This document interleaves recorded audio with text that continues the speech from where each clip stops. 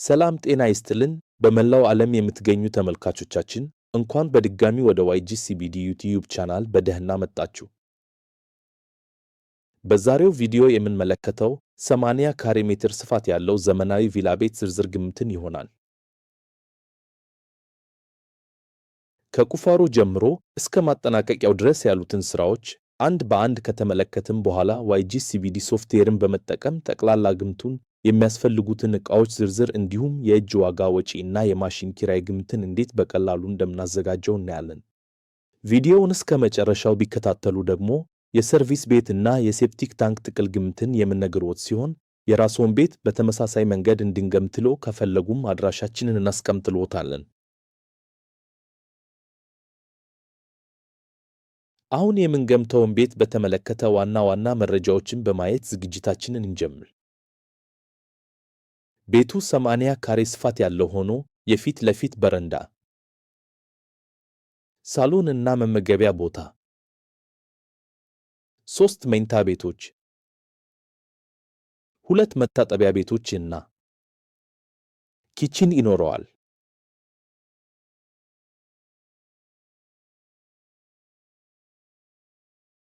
የግንባታ ማቴሪያሎችን በተመለከተ ደግሞ ታሳቢ ከተደረጉት መካከል ዋና ዋናዎቹ የሚከተሉት ናቸው። ጣሪያው በባለቀለም ቆርቆሮ፣ ውጪው በኳርትዝ ቀለም፣ ወለሉ የሀገር ውስጥ ሴራሚክ፣ የውጪ በርና መስኮቶች በኢሚቴሽን ብረት፣ ጥሩ የሚባሉ የውስጥ የእንጨት በሮች፣ የባኞ ቤት እና የመብራት ዕቃዎች የሚገጠሙለት ይሆናል።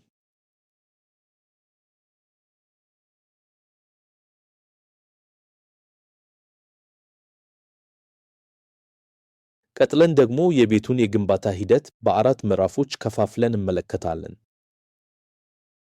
በመጀመሪያ ስለ ቅድመ ዝግጅት ሥራዎች እና የሚያስፈልገውን ጥቅል የወጪ ግምት እናያለን። ሁለተኛው ምዕራፍ መሠረቱን አውጥቶ የወለል አርማታ እስከ መሙላት ድረስ ያለውን ሥራ ዝርዝር ግምት ያካተተ ይሆናል።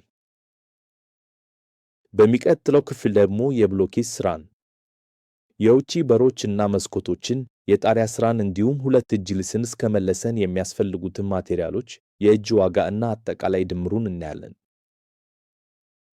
በአራተኛው ምዕራፍ ሁሉን ቀሪ የፊኒሺንግ ሥራዎች እንዲሁም የውሃ የፍሳሽና የኤሌክትሪክ ሥራዎችን ጨምሮ ቤቱን ለማጠናቀቅ የሚያስፈልጉትን ነገሮች እና ግምታቸውን እናያለን። ክፍል 1 የቅድመ ዝግጅት ሥራዎች ወጪ። ግንባታ ከመጀመራችን በፊት የተወሰነ በጀት መድበን አስፈላጊ ዝግጅቶችን ማድረግ ይኖርብናል። በቅድሚያ መከናወን ካለባቸው ነገሮች ውስጥ ለሲሚንቶ እና ሌሎች ዕቃዎች ማስቀመጫ ስቶር እንዲሁም የጥበቃ ቤት መስራት ዋነኞቹ ናቸው። በተጨማሪም የውሃ አቅርቦትን ማመቻቸት እና የውሃ ማጠራቀሚያ ማዘጋጀት ይኖርብናል። አንድ ጊዜ ሥራ ከተጀመረ በኋላ በሚቆፈሩት ጉድጓዶች እና በሚከመረው አፈር ምክንያት እንደ ልብ መንቀሳቀስ አስቸጋሪ ስለሚሆን እንደ አሸዋ፣ ጠጠር፣ ድንጋይ ወዘተ የመሳሰሉ ማቴሪያሎች የምናከማችበትን ቦታ መምረጥና መደልደል ሥራችንን በማቀላጠፍ በኩል ወሳኝ ተግባራት ናቸው። ስለሆነም ለዚህ ፕሮጀክት የቅድመ ዝግጅት ሥራዎች 30,000 ብር ተይዘዋል። ክፍል 2 ከቁፋሮ ሥራ ጀምሮ የወለል አርማታ እስከ መሙላት።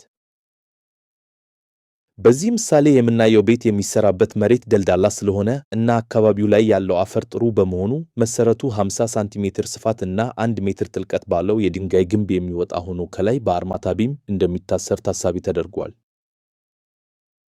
ወለሉ 10 ሳንቲሜትር ውፍረት ባለው አርማታ ስለሚሰራ እንዲሁም ከስሩ ማስቲሻታ እና በደንብ የተጠቀጠቀ ገረጋንቲ ስለሚኖር የወለል ብረት ማንጠፍ ግዴታ አይደለም።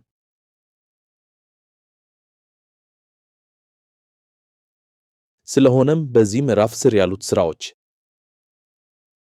አካባቢ ማጽዳትና ቅየሳ፣ ቁፋሮ እና አፈር ማስወገድ፣ ሊንክ ኮንክሪት እና የድንጋይ ግንብ፣ የግሬድ ቢም ሙሌት እና የኮለም ብረት፣ የአፈር ሙሌት እና ማስቲሻታ እንዲሁም የፍሳሽ ቱቦ መቅበር እና የወለል አርማታ ሙሌት ናቸው።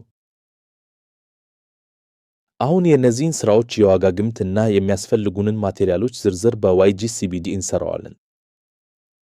ማድረግ የሚጠበቅብን በመጀመሪያ የሥራዎቹን ዝርዝር መመዝገብ፣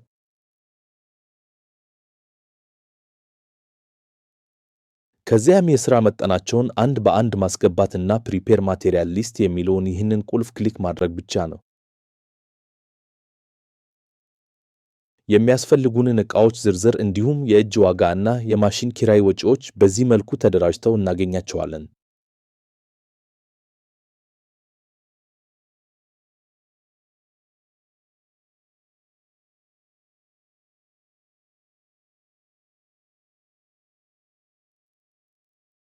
በዚህም መሰረት ፋውንዴሽኑን ለመጨረስ የሚያስፈልጉት ቀጥተኛ ወጪዎች ወይም ዳይሬክት ኮስትስ የሚከተሉት ናቸው። ለማቴሪያል 368,000 ብር፣ ለባለሙያ የእጅ ዋጋ 79,000 ብር፣ እንዲሁም አፈር ለሚደፋ መኪና እና ለሚክሰር ቫይብሬተር ኪራይ 24,000 ብር ገደማ ያስፈልጋል።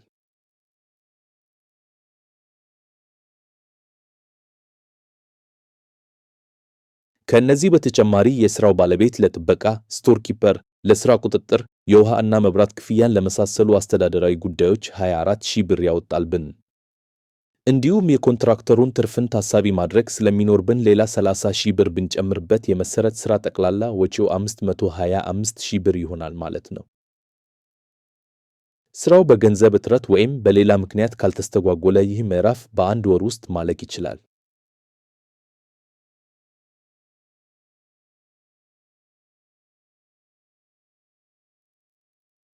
ምዕራፍ 3 ቤቱን በከፊል የማጠናቀቅ ሥራዎች። በዚህ ክፍል ስር ያሉት ሥራዎች የብሎኬት ግድግዳ፣ የኮለም ሥራ፣ የቧንቧ እና የኤሌክትሪክ መስመር ዝርጋታ፣ የላይኛው ማሰሪያ ቢም፣ የከንች እና የቆርቆሮ ሥራ፣ ሁለት እጅ ልስን፣ የብረት በር እና መስኮት ገጠማ ናቸው። እነዚህን ሥራዎች ከነ ኳንቲቲያቸው በቅደም ተከተል ወደ YGCVD እናስገባና የማቴሪያል ዝርዝር እንዲዘጋጅ ትዕዛዝ እንሰጣለን።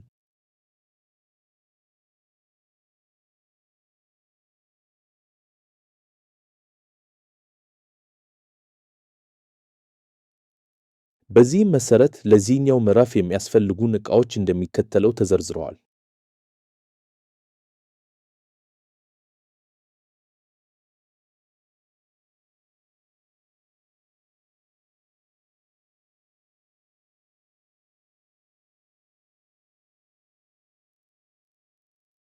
ለማቴሪያል 563,000 ብር፣ ለባለሙያ የእጅ ዋጋ 111,000 ብር እንዲሁም ለማሽን ኪራይ 1,200 ብር ያስፈልገናል ማለት ነው።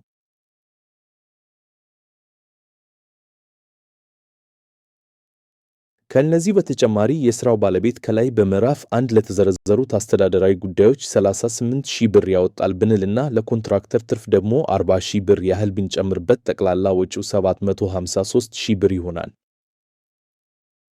ሥራው በማቴሪያል እጥረት፣ የብረት በርና መስኮት በወቅቱ አለመመረት ወይም በሌላ ምክንያት ካልተጓተተ ይህ ምዕራፍ በ2 ወር ውስጥ ማለቅ ይችላል።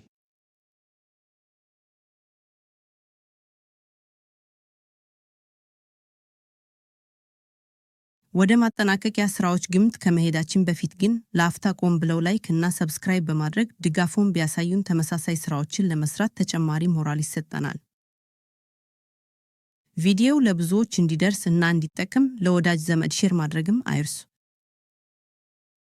እናመሰግናለን። ግምታችንን እንቀጥል። ምዕራፍ 4 የማጠቃለያ ሥራዎች።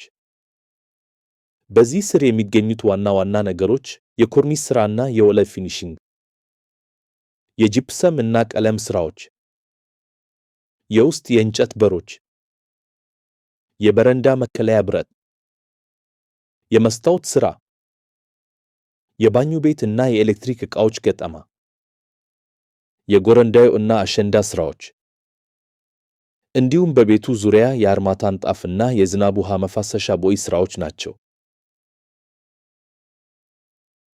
እነዚህን ሥራዎች ከነ ኳንቲቲያቸው በቅደም ተከተል ወደ YGCVD እናስገባና ፕሪፔር ማቴሪያል ሊስት የሚለውን ቁልፍ እንጫናለን።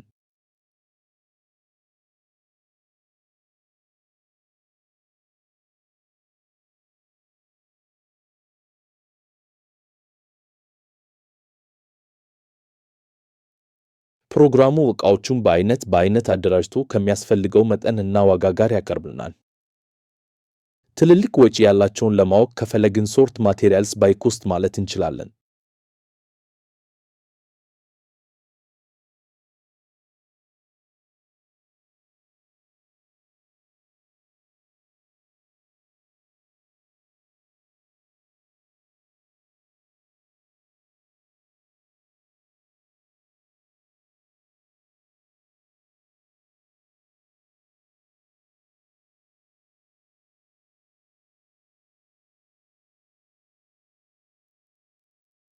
በዚህም መሰረት ለማቴሪያል 806,000 ብር፣ ለባለሙያ የእጅ ዋጋ 117,000 ብር እንዲሁም ለማሽን ኪራይ 1,100 ብር ያስፈልገናል ማለት ነው። ጥቃቅን ስራዎችን ለመለቃቀም 34,000 ብር፣ ለአስተዳደራዊ ጉዳዮች 38,000 ብር እና ለኮንትራክተር ትርፍ ደግሞ 44,000 ብር ያህል ብንጨምርበት ጠቅላላ ወጪው 1,040,000 ብር ይሆናል። ይህ ምዕራፍ በተቀናጀ መልክ ከተሰራ በ2 ወር ውስጥ ማለቅ ይችላል።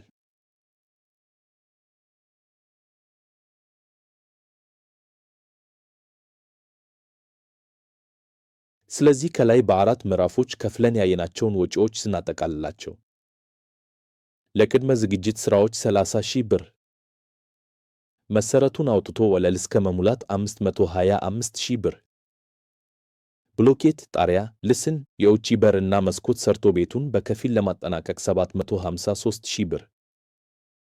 የቀሩት የፊኒሺንግ ስራዎች ወጪ ደግሞ 1,040,000 ብር ነው። ስለሆነም 80 ካሬ ሜትር ስፋት ያለው ዘመናዊ ቤት ለመስራት ጠቅላላ ወጪው 2,348,000 ብር ሲሆን የዝግጅት ምዕራፍን ጨምሮ ፕሮጀክቱ በ6 ወር ጊዜ ውስጥ ሊያልቅ ይችላል ማለት ነው። አሁን ደግሞ 22 ካሬ ስፋት እና 3 ክፍል ያለው አነስተኛ ሰርቪስ ቤት በተጨማሪም 7.2 ሜትር ኪዩብ የሚይዝ የድንጋይ ሴፕቲክ ታንክ ለመስራት የሚወስደውን ወጪ በፍጥነት እንገምተው። ጥቅል ግምት ለመስራት የምንጠቀመው የዋይጂ ሲቢዲ በጀት ኢስቲሜተርን ሲሆን የፎቁን ብዛት፣ የህንፃውን አይነት፣ ስፋት እና ወሳኝ የሆኑ የግንባታ ዕቃ ምርጫዎቻችን ማስገባት በቂ ነው።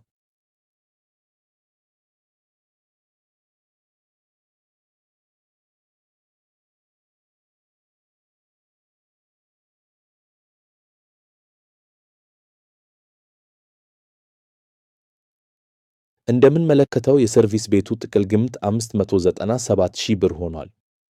ሴፕቲክ ታንኩ ደግሞ 156,000 ብር ይፈጃል። ለሰርቪስ ቤቱ በሰራነው መንገድ እስከ G+4 የሆነ እና በማንኛውም ክልል የሚገኝ ህንፃን ጥቅል ግምት በ1,000 የኢትዮጵያ ብር ክፍያ ብቻ እንድንሰራለው ከፈለጉ በኮሜንት ሴክሽን መጀመሪያ ላይ ያለውን ሊንክ በመጠቀም ፎርሙን ሞልተው ይላኩልን። የሚፈልጉት ዝርዝር ግምት ከሆነ ደግሞ እንደ ስራው ስፋት በተመጣጣኝ ዋጋ እንድንሰራለው በኢሜይል ወይም በቴሌግራም አድራሻችን መልእክት ይላኩልን። ስለ ዋይጂ ሲቢዲ የበለጠ ለማወቅ እና ጨረታ መሙላትን ጨምሮ ለሌሎች ግንባታ ነክ ግምቶች እንዴት ሊጠቀሙበት እንደሚችሉ ለመረዳት ደግሞ ከዚህ ቀደም የለቀቅናቸውን የአጠቃቀም መመሪያ ቪዲዮዎች ይመልከቱ። ወይም ዋይጂ ሲቢዲ ቴሌግራም ግሩፕን በመቀላቀል ፕሮግራሙን በነፃ አውርደው ይሞክሩት።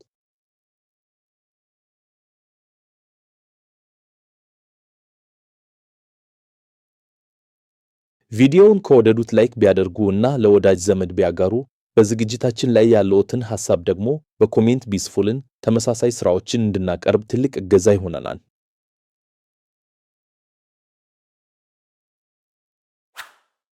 የሚቀጥለው ቪዲዮ እንዳያመልጠው የደወል ምልክቷን ክሊክ ማድረግም አይርሱ። በዛሬው ዝግጅታችን ጠቃሚ የሆነ መረጃ እንዳገኘችሁበት ተስፋ እያደረግንና እስከ መጨረሻው ስለተከታተላችሁን እጅግ እያመሰገንን በዚሁ እንሰናበታችኋለን።